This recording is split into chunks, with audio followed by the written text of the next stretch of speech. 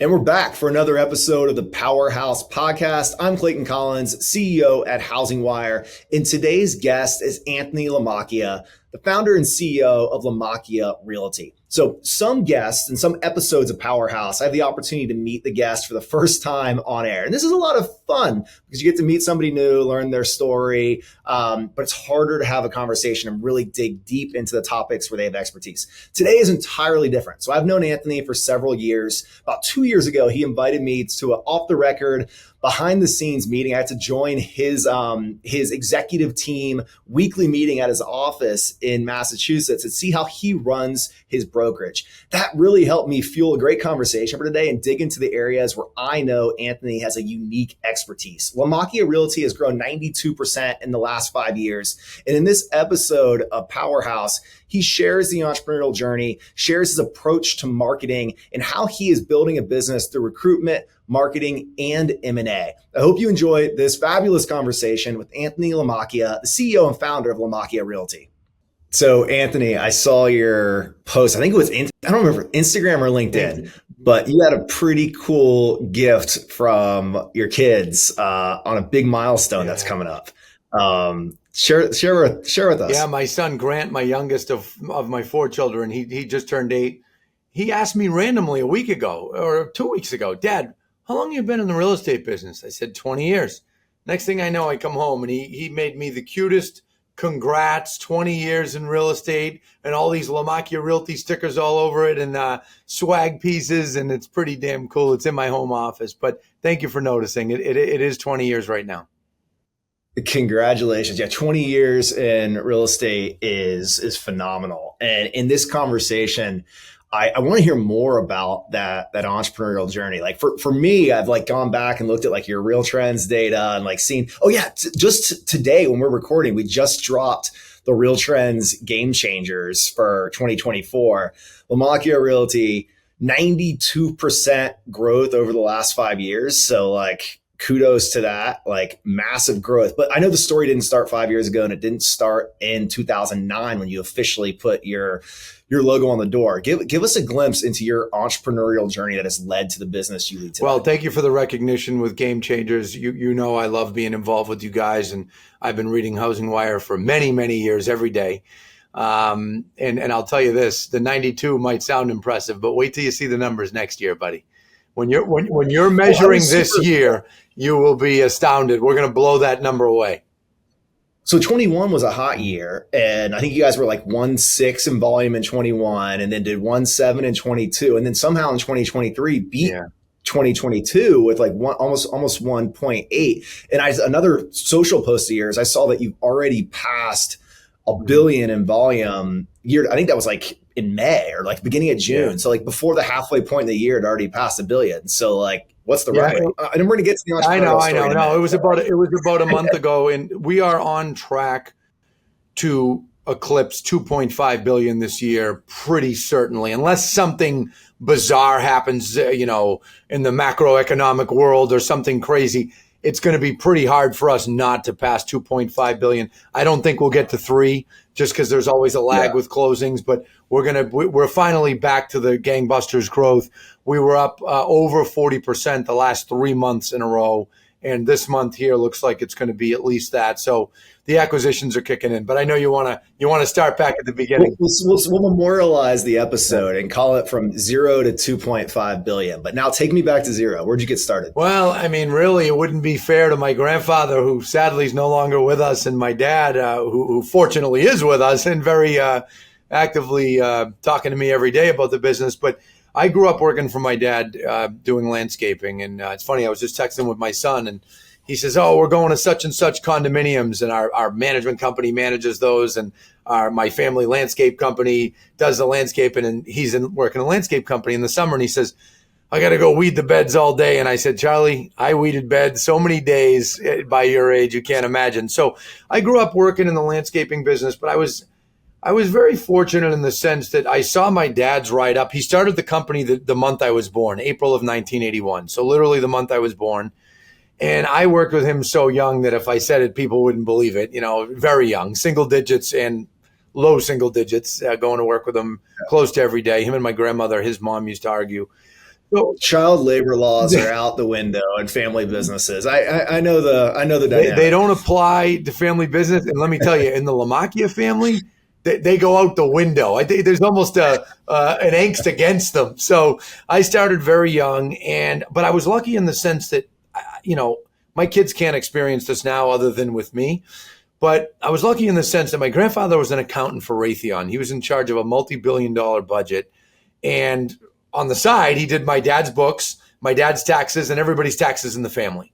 And I was very lucky that at age 12, he started teaching me profit and loss, accounts receivable, accounts payable, balance sheet, literally 12 years old. And I don't know if you remember this, Clayton, but they used to have handwritten accounting documents. They were 11 by 17, greenish, beigeish paper, and my grandfather would handwrite them. And this is going back to 1993. And, I give them credit and they have given me credit and they've said, yeah, but you were interested. Well, I was interested because things were kind of tough when I was real young. And that's why I ended up with my grandparents. But that's how it started. And I just had so much entrepreneurial spirit in my belly since I was 8, 9 years old, literally without exaggeration. Always knew I'd be a business owner. Thought it would be more in the landscape and construction space. And yeah, I own that business with my brother, but obviously Lamacchia Realty is by a mile the largest business that I own. And then got out of high school, worked through high school with my dad, got out of high school, no college. I wouldn't have got accepted to do anything anywhere, to be in any college. I wasn't a good student. I was pretty good at sports and got into working with my dad. And then after a few years, decided I needed to do my own thing. And that was a tough time for my dad and I. But I left the family business, got into real estate from between 04 and 06. I did both. And I joined Remax at the time. Great company, a great competitor of ours. And joined Remax, and I just started selling. And Sarah, you've met her, Sarah Chason, our vice president of finance, her and I started. And she started with me a year after, and we worked out of an extra bedroom at my house. And luckily, her and my wife and I were all best friends, so that wasn't awkward. Would have been awkward with anybody else but her. Might have been awkward for her a little, but it wasn't for me. And we just built it up from there, and we started selling so much. I took a big gamble, Clayton. In July of 06, I started running television ads saying, if I don't sell your home in 70 days, I'll buy it. And that was at a time that inventory levels were going through the roof, literally through the roof. And people were having a lot of trouble selling their homes. So I'm running these ads. If I don't sell your home in 70 days, I'll buy it. And by that time, one part of the story I left out, when I was working with my dad, 20, 21, 22 years old, I started buying condos, multifamilies. And that was my initial interest in real estate. So I wasn't scared of buying properties, and I had the money to buy, one or two here or there every year or two. But when I started running that television ad, I was nervous. I'm like, I can't buy 5 houses, but I did it. And that took us off quite quickly because the market was going down, inventory was going up, and I'm running this ad. So going back a couple of years, if college had been in the cards, how do you think that would have? Do you think that would have changed your entrepreneurial trajectory, or you think you could have gotten sucked into a corporate job and maybe not taken the path you did? What do you think would have life? I don't know. It's kind of a big question. Well, it's a very good question, and I've talked that over with family and friends have brought it up, and I never wanted to go to college. I didn't, frankly, Clayton. Frankly, I don't think I've ever admitted this on a public platform. I wouldn't have stayed in high school if it weren't for my grandfather in football. My grandfather was, there's pictures of him all over this office, and he raised me, and he was 5'4", but if he said you're doing your schoolwork and you're finishing school, you did your schoolwork. So I did what I had to get through. One time I brought up the idea of leaving school, and he told me the answer is no. And he also said, not only it's no, you're not to bring it up in this house again.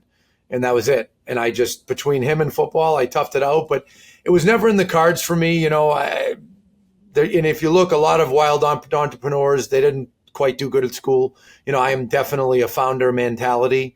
And I don't knock college. In fact, my daughter, within the next couple of years, she's going to be going to college, but it just wasn't for me. I'm a very, entrepreneurial, creative minded person, very hardworking.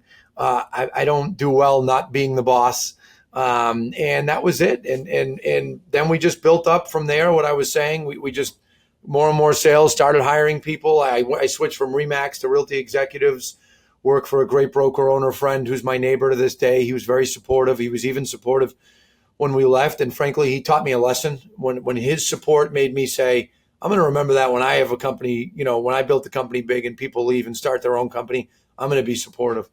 And then in 2009, we started a Lamacchia Realty. I had a business partner. And then in 2014, I bought him out. I converted the company to brokerage model in 2015. And the rest is history. It's been a dizzying decade. And I can tell you that the next decade undoubtedly will be substantially more growth than the last decade. All right. So when you launched in 2009 or when you bought your partner out in 2014, what was the strategy and what was the vision you had at that time for what you would build? Well, I always knew that we were going to eventually go brokerage model because I felt that the team model was a bit restricting to the agents.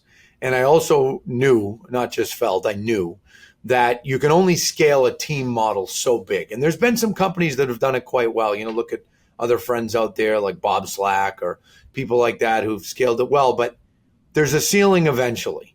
And I was able to push that ceiling higher than most at that time. But I knew that to keep people long-term, we'd have to be brokerage model. And I also knew that I couldn't really do a team model nationally and scale it. And, those are my plans. And so in 2009, we started as a team model. We were essentially a team model from 2009 to 2014. And I started bringing up to my business partner that I had this vision for brokerage model, and I knew that was the way to go. And he wasn't quite on the same page. And he started bringing up wanting to get back to building homes, and very talented guy, very smart guy. So I bought him out in 2014. There was no drama, no saga, no nothing. I bought him out. Took 5 years to pay him. That was the deal. And during that 5 years, we really dug in and we converted the company to brokerage model. So, 16 and 17 were hard years. We were converting the company. The margins weren't as good. There were moments that Sarah, our finance person, are you sure about this? And I even was like, Jesus, the splits are a lot different when you're dealing with agents that sell a lot of homes, and there's not as much company dollar in that. But I knew we'd get there, and we did. So you mentioned like that. I think it was in 2006 when you ran your first TV ad. And I think I know your market in Massachusetts. I know you've expanded. You're a marketing centric broker. Like you have the billboards and the radio and the TV. Did you maintain that marketing centric approach throughout the build period? And where did you learn that? And how have you thought about marketing and the brand that you built, which is so dominant in the markets you operate in? The quicker answer is my dad. Though he had a small business, he, to this day, Clayton, is just a branding and marketing machine. His brain is like a popcorn machine of advertising ideas. And growing up, I was always fascinated. Frankly, I'm fascinated to this day at how he would send out a postcard. And, in those days, 1995, he would send out 4,000 postcards to a certain neighborhood. And he would send them out on a Tuesday or a Wednesday in Clayton. By the next Tuesday or Wednesday, he had $50,000 in deposits for jobs that were coming up. He'd bring on 5 or 10 new maintenance accounts. And I would observe this and I would say, holy shit, this is amazing. Yeah, and that was really my first observation of hearing him say, oh, I'm spending, whatever the numbers were, $3,000 for 4,000 postcards. And then in my head, I'd say, all right, he spent $3,000, but he brought back 50,000, and maybe that's an exaggeration. Maybe it was 30,000, whatever the number was. But yeah, whatever. But that's in deposits. Well, remember, that's in deposits on jobs. And then when we would do the jobs, I'd be like, okay, well, we did $150,000 worth of work in my head off of $3,000 postcard. And then I'd go over with my grandfather and I'd look at it on the sheets. And that was really what got me going with everything. And when people talk about college, I started in business college at 12 years old, 10 years old, right? And it was a decade of it. So my dad has been quoted as saying what most people learn in their 20s and early 30s in business, Anthony learned in his teen years. And it's true. It's true. And it's not to toot my horn. I've made plenty of mistakes of my own. It was far harder being a business owner than I ever imagined. I was totally wrong thinking it would be easy, totally wrong thinking that everything my dad did was wrong and my way would always be better.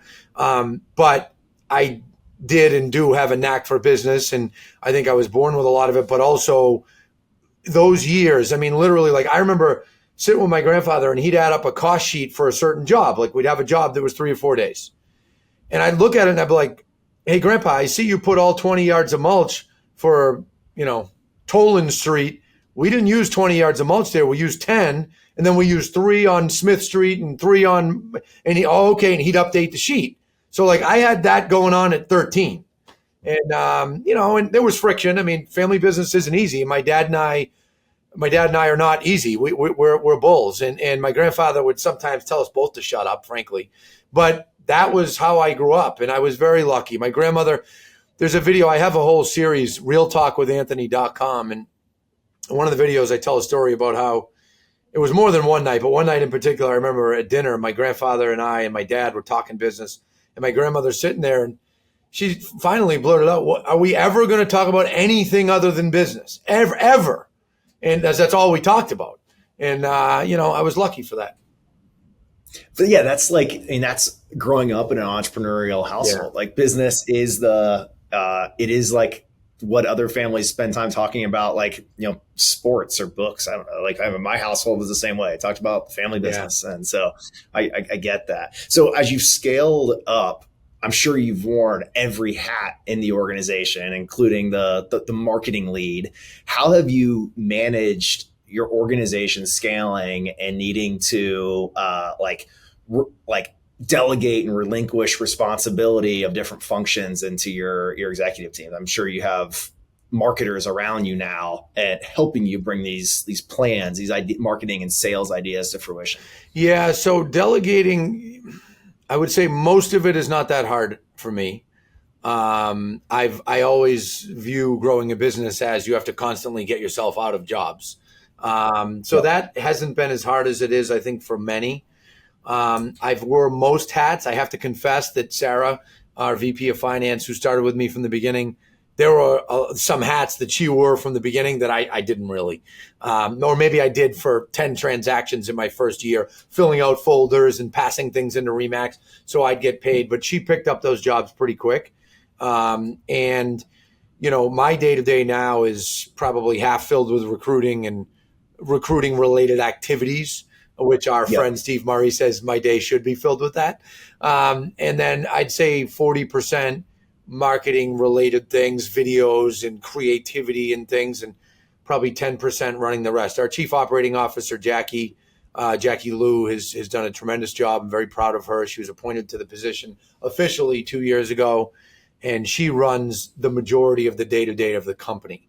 And now we've brought on some other executives. You guys were nice.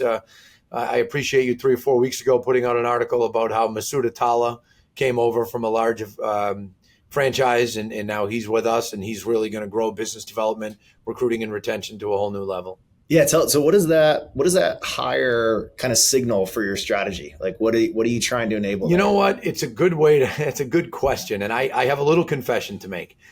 I came from the world of always home growing our people up and usually promoting from within. But I will admit, I'm finding as the years go on and the company gets much bigger, I do need to pull in some people from the outside. And a great coaching friend, someone who's been a coach and mentor to me periodically over the years, John Cheplak. I had him 4 years ago interview Masood. And when John called me and I said, what do you think? Should I hire him? He goes, bro, you got to hire this guy. This dude's been where you're going. And that's the best way I can frame it. Masood when he went from up here at Coldwell Banker down to the Southeast, the area he was in had 750 agents. They built it up to 1,500, Then he worked on the affiliate side, blah, blah, blah. So I know we're headed there. So you got to bring in some people like that. And I'll tell you that when you talk about trouble delegating, I think that's where I've had a little bit of a hard time, where I've always had the attitude of like, I'll learn it. I'll teach our people. I'll learn it. I'll teach our people. Well, you get to a level that if you keep doing it that way, it slows you down. And frankly, I know you're impressed, and I appreciate the kind words with our growth in the last 2 years, but we went pretty flat 22 and 23 where we only grew a few percentage points or something. Yeah, but I mean, you're riding a tough part of the market cycle where you still gained ground where the market was retracting, and that's what I was trying to I get it, and I appreciate the credit, and I believe you guys look back 5 years or something. That 92%. So those 3 years are helping me make up for the 22 and 23, but. Honestly, I did realize through it that okay, I need to bring in some vets, people that have this down, people that are used to not just running a group of 5 recruiters, but used to running a group of 100. I need to bring in some people like that. And, even on the relocation side, we hired a guy by the name of Shane Bronson 5 years ago, and he had come from a larger company. And now we just brought over another guy, Jason Posnick, who was at a competing brokerage, and he does a lot of video and he loves training and he loves coaching, and he's going to help fill that void of I've been holding on to the training a bit, and we need to bring in some other people that can talk like Anthony and fire up a crowd. And, so I think I did good delegating a lot of the smaller jobs and smaller tasks. And when I say smaller, they're still very important, very important. But some of the in front of the cameras and all that, maybe I hoarded a little. Well, now I'm bringing in other people to share that limelight and to help with that. And it's helping, I can tell. Well, one of the things, I mean, our business is obviously different in media, but I can very clearly pinpoint leverage points in the business when other executives start building a market facing presence, and there's multiple people on the leadership team that clients or users and readers in our case come to and turn to. And there's I felt an operational bottleneck when I'm always the the market facing person of the company. I mean, the only person that new prospects or users or clients or customer service, everything hits the person who's available and market facing. And it's a big leverage point when you have other executives that are market facing and available and getting feedback loops, and they also get different feedback loops than I think the CEO always gets. Well, yeah, because people will speak up to others more freely often than the founder or the CEO, and that's gone well, and I appreciate that. I mean, Jackie's been involved. Various companies like yours have invited her to be on stage and to do other things, and I really enjoy seeing that. It makes me not only personally proud of her, but also these people are the caliber. We have people here that are the caliber that can easily answer questions. And, Jackie, I do news segments all summer with our local Fox affiliate, and there's 10 segments. And now she does 5, I do 5. And she goes on the news. She talks about the local market in that particular area that they're doing the news that day. And, it's a great thing. And I've leveraged video and, my opinions on various things like the cases, and that stuff helps catapult you to higher levels. It does. Yeah. I mean, so last week I was on the podcast with James Dwiggins and Keith Robinson, their Real Estate Unfiltered show, and we were talking about taking national headlines and bringing it down to a local level to help educate local home buyers or financiers in their exploration of home ownership. And I think there's a lot of confusion and misinformation that happens when people just consume national real estate data and don't know what's happening in their market. It sounds like you are doing that on this Fox affiliate. What have you learned about talking about the local market and tying it out to the headlines that someone might be getting from CNBC on a national or CNN on a national level? Well, the thing I always say, Clayton, is we are very fortunate to be in a business that everyone wants to hear about. And I think that I have taken advantage of that better than most anyone in the business, where, when people say to me, well, how the hell have you done over 250 live news segments? I've been on every major affiliate in the Boston market, Wall Street Journal's written, Barron's. Well, when you put out content, it attracts people. When you educate, you attract. I'll say it again. When you educate, you attract. So we were putting out monthly housing data starting in 2011. And then by 2013, 14, I was doing videos on them. And, when you do that and you're constantly putting out information, eventually the news calls. And there's ways to work to get to know them through social media, through just reaching out. But that's how you do it. And most people in our space miss that. They miss that. And it's a big mistake. And, I mean, look at the real estate cases, right? Like, so I was always the guy that talked about two things. I talked about to the consumers, I talked about home sales, total listed, pendings, pricing. And of course, there was a segment, it was also realtors that would pay attention to that, right? And then I would give business tips. I'd go on Instagram, my own Instagram now, I have a large following, and I'd give tips. Hey, realtors, do this, do that. I would do that all over Crush It in Real Estate.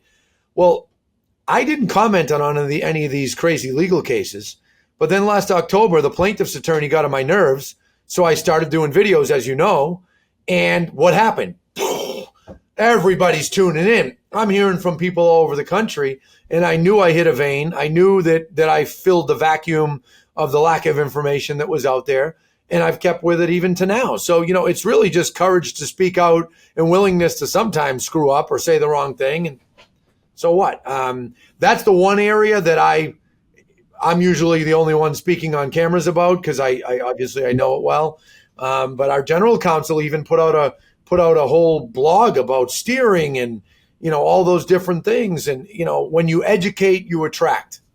So okay, we're going to go down the commissions topic in a second, but like on educate, you attract. How is that? Well, actually, we'll just say it. In the last year, we've seen kind of your M&A repertoire open up, and like we've seen you do some deals. I think there's some more in the pipe. How has educate and attract impacted your ability to get the right brokers to engage and head down these deal making paths? They're definitely impressed with my stance on the cases. That there's no doubt that has helped me. But we closed 3 deals even before I ever spoke out on that. So what most of them say is, listen, I've been watching you for years. I remember your TV ads that I used to get mad about 15, 20 years ago. They say it. They say it. When I used to watch your TV ads and you'd say you guarantee to sell a home in 70 days, and if you don't, you'll buy it.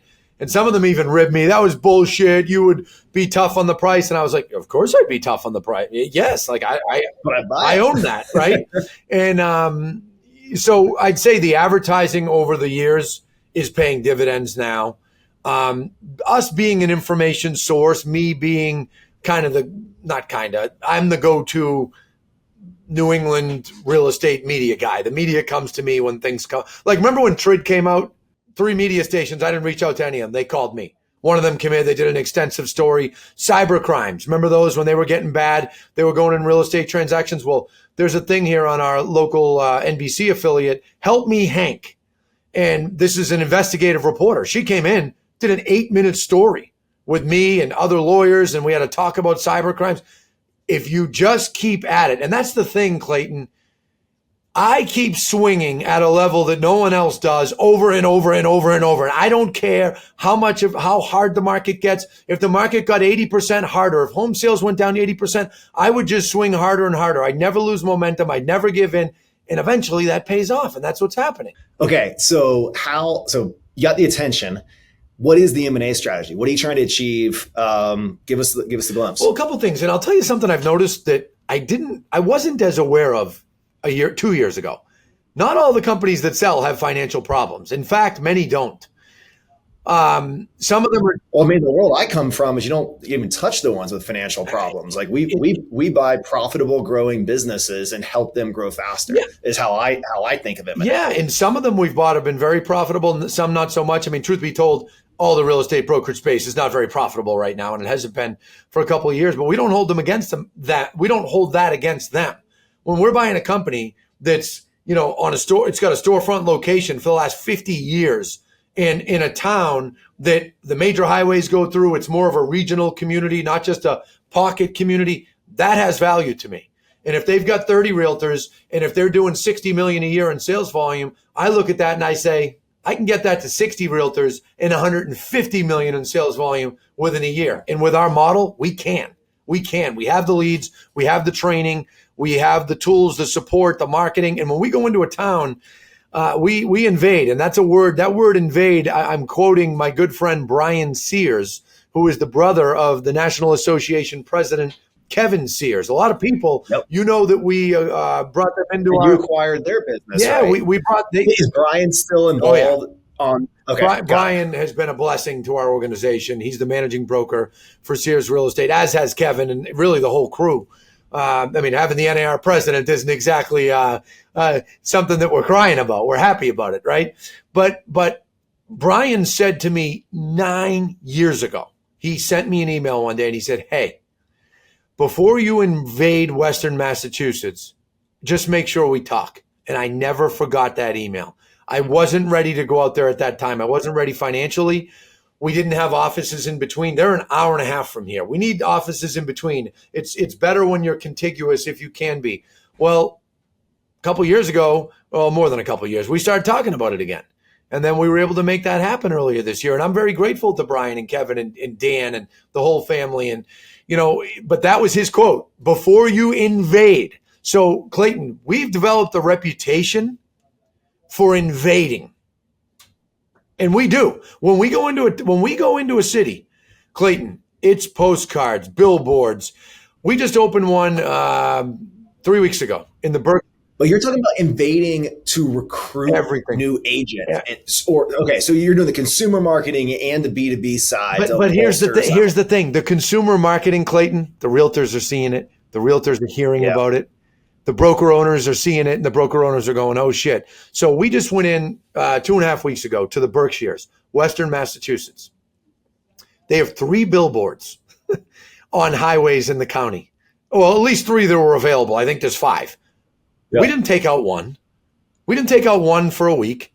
We took out all 3 for 3 months. We're postcarding, not the whole county, but most of the communities. We're running television ads. We're making a bang. They've got newspaper. We're doing online ads on their newspaper. We're taking out full page ads. We do that everywhere we go. And it's an invasion. I remember a couple of years ago, I was up in Beverly, Mass, and I sent you a picture. I texted you a picture of a billboard and said, like, looking good or something like that. And I thought you would know where I was in the billboard I sent you just off of the photo. And you're like, which one is that? Like, it was just kind of like screamed at the scale of which you have distributed. Yeah, we're around, just to give you an idea, we're somewhere between 40 to 60 billboards on the major highways throughout Massachusetts, really New England, but more like within 50 miles of Mass, New England, within 100 miles maybe, 40 to 60 at a given time on major highways. And January, it might be 25, December 25, but most of the year, it's 40 to 60 billboards. And then we even have them on 95 in Florida. And you know what?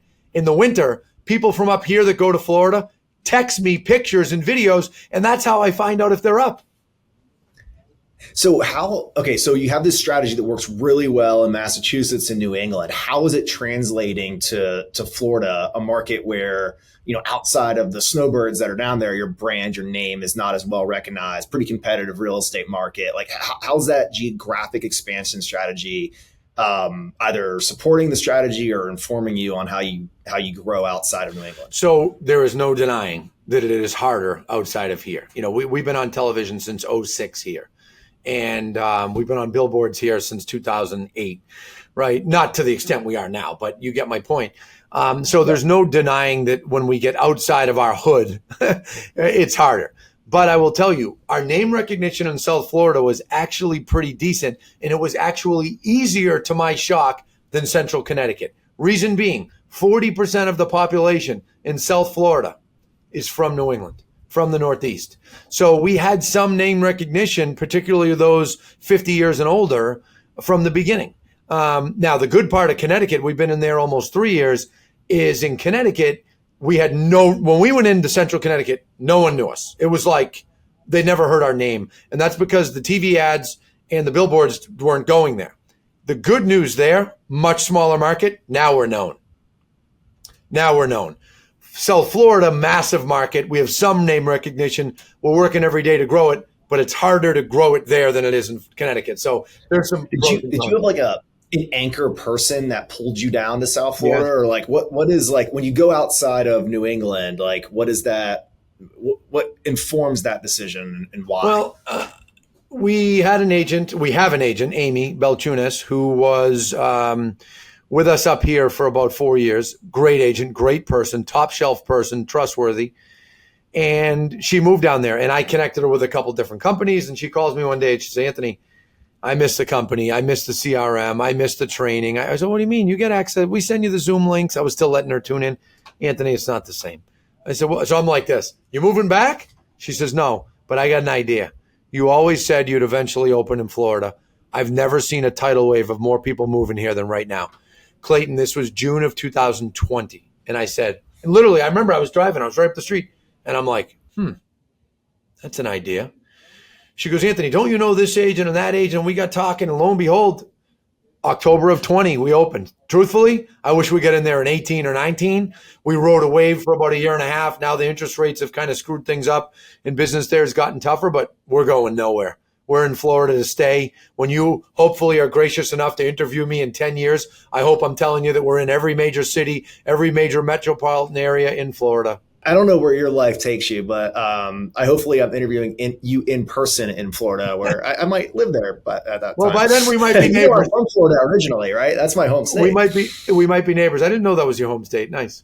Yeah, grew up in Vero Beach, Florida. Wife's from Sarasota, there's a probability we spend some time there in the future. Love it. All right. Okay. So, couple challenges in the market right now. You just mentioned interest rates. We also talked about the commission lawsuit a few minutes ago. How does the commission lawsuit influence your growth strategy or approach to how you build a business at all? Any influence there and where you go? Yeah. I mean, there are people that are concerned that the brokerage business is going to decrease, and I don't agree with them. There are people that are worried that realtors will become less relevant, and I don't agree with them. So I am hedging my bets, and I'm saying I think that, I'm basically doubling down, tripling down on the brokerage business because I don't think it's going anywhere. And people want realtors, no matter how much negative media has been put out there in the last, year. People still click contact agent every day, every second of every day. So I feel very good about that. And also with respect to the changes, Clayton, I built a lot of the reason the company got built the way it did as fast as it did is my training, right? Training that I built with our people here. And I think we sell our training and coaching across North America to many other brokerages, teams, et cetera. We just had a big leadership event where we had 15 broker owners and large team leaders in, and they paid a high price tag, but we showed them our playbook. Well, all these people, that were teaching and all that creates more of an attraction, because now realtors let's be serious, 19, 20, 21, 22, it got too easy. And these people now are like, shit, I need training. And so honestly, I'm loving it. The industry is talking about this August 17th inflection point. Like what do agents and brokers, I know it's a big conversation, but we're going to do it succinctly. Like, what are you teaching right now to get people ready for August or October? You know what we named our course that we're running this month, Clayton? I don't. Getting Paid course. Okay, getting paid. All right, because that's what agents. That seems like a class or a course that agents would sign up. That's the thing. I'm leveraging that, and hey, look, I'm in the business of getting attention. When you're in business, most businesses are in the business of getting attention, and when you talk to agents about how they need to get paid, that concerns them. They're worried about it. Every news article, all these different things that are out there, they're expressing concern about that. So we named the course Getting Paid. Yeah, you and I are talking here in a week into July, and by the time people watch this, we'll be 3 weeks into our Getting Paid course. And we're going over everything, forms, documents, but not just that. That's the part that the big brokerages miss, the franchises miss. They get legal documents for legal documents, but they can't actually tell an agent, hey, here's the script you ought to consider using, because this script will help you. Here's the rebuttal for when someone gives you this objection. And that's where I come in, right? I've been teaching objections and rebuttals across the country for more than 10 years. And it's gone quite well. This is just another opportunity. Is this agents of like all experience levels and 10 years signing up for this? You have someone who's been selling for 20 years or 20 days, and they need this Getting Paid course, right? They 100% need it. And we do not, for the record, we do not sell the Getting Paid course through Crush It in Real Estate nationally. That is only taught in my own company because I don't want to be getting into commissions and contractual things with national customers and Canadian customers. I don't want to do that. So we stay the hell away from that. But in our company, you're teaching people how to negotiate, teaching people how to communicate and figure out the structure that works best for them and the home buyer. And well, in truth be told, Clayton, I've been teaching people how to get buyer agency agreements signed since 2012. I've been teaching agents how to get more commission when they're representing a buyer when it's necessary to get more commission, or maybe they feel it's less than they want, since 2013. I've been teaching agents objections and rebuttals on listing appointments with commissions, I don't know, since 2008, right? So what's really different? For me, it's not that different. A little more complicated, a little more, you have to do this, the settlement says that, you can't offer compensation in the MLSs, but so what? We just tweak our training, we make it better, and we teach it. And realtors are going nowhere. The brokerage business is going nowhere. This market will come back, and it's the latter part of this decade that we are in, Clayton, mark my words here today, will be the biggest 3-4 year real estate market in history. We're going to blow past 6 million homes a year nationally when we get into 2027, 28, 29, 30. Somewhere in those years, it's going to be the biggest real estate years you've ever seen. Why do you think that? What supports that forecast for you? Well, I think it for many reasons. I'm a market geek, as you know, and I've been studying the market and studying the analytics for many years.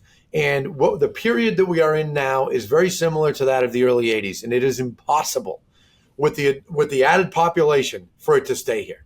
I mean, we had the least amount of home sales of any year since 1993 in the United States last year. In Massachusetts, worst year since 95. It's numerically, mathematically impossible for it to stay like this. It cannot stay like this long term. Will it for maybe another year, 2 years? Yes, but eventually there's going to be some ground made up. And when I was a kid, my grandfather would say, listen, when you're in business and times are good, just remember, they don't always stay good. But also when times are bad, they don't stay bad. And there's yin and yang. The bigger the boom, the bigger the bust. The bigger the bust, and this is a big bust, this market in the last couple of years, the bigger the next boom. And we're right on track for it. You look at demographics. You look at the age of people needing to move out of their homes. You look at people coming up, first-time buyers, everything, population, people consolidating households with the tougher economy in the last couple of years. They're going to have to break out of that. Marriages, divorce rates, mark my words, the last few years of this decade will be the biggest we've ever seen. We're going to be 7-8 million homes in a year in the United States. Boom. That's a wrap. Anthony, thanks for joining me for an episode of Powerhouse. Love learning more about your story, your leadership, and what you're building over at Lamacchia Realty. Well, Clayton, listen, thank you so much for having me. I appreciate it very much.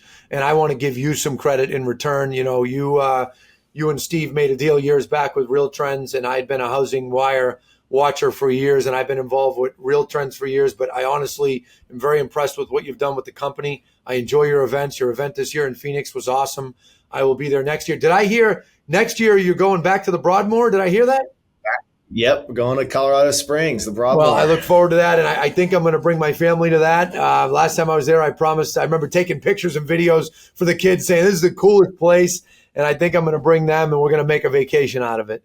Anthony, have a great week. Thank you for the time. Thank you. That's a wrap. Thank you.